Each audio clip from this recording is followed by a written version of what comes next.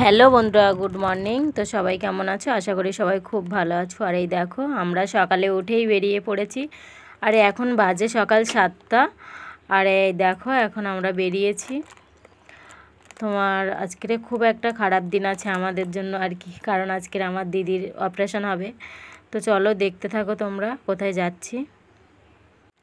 এখন দেখো রাস্তা দিয়ে হাঁটছি, এবার গাড়িতে উঠবো। কারণ সকালে খুব মনটা খারাপ লাগছিল আর কি দিদির জন্য, কারণ দিদিটাও অনেক দিন থেকে অসুস্থ, জানো, এই 14 বছর 15 বছরের মতো অসুস্থ। তো কী আর করা যাবে, সবই ঠাকুরের হাতে। তো এই দেখো রিকশায় উঠে পড়লাম। আর এই দেখো, এটা হচ্ছে আমার দাদা। আর দাদা না গেলে দিদির অপারেশন হবেই না, কারণ দাদাই সব কিছু করে। দাদাই আর কি দিদির মানে অপারেশন যে এতদিন থেকে যা করছে করছে, দাদাই সব দিকে সামলে রাখে। বন্ডে সই করা করা সব দাদাই করে। তো যাই হোক, তোমরা ভিডিওটা দেখতে থাকো।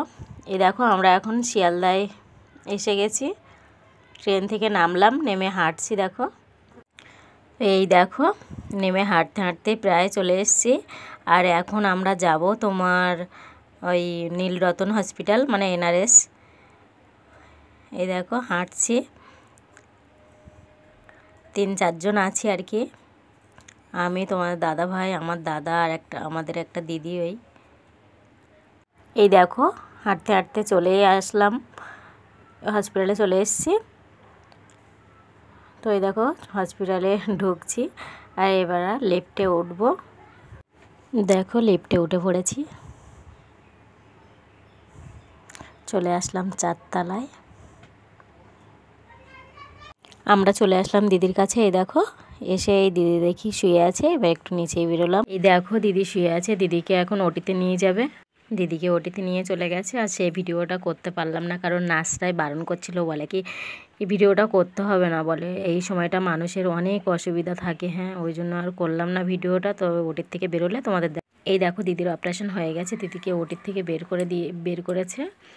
আর এই আমরা বাইরে দিয়ে কিছুক্ষণ ঘুরছিলাম। তো অনেক মুহূর্ত তুলতে পারিনি, কারণ ভালোও লাগছিল না, মনটা খারাপ লাগছিল। দিদির দেখো এখন অক্সিজেন দেওয়া আছে, দেখতেও খুব খারাপ লাগছে।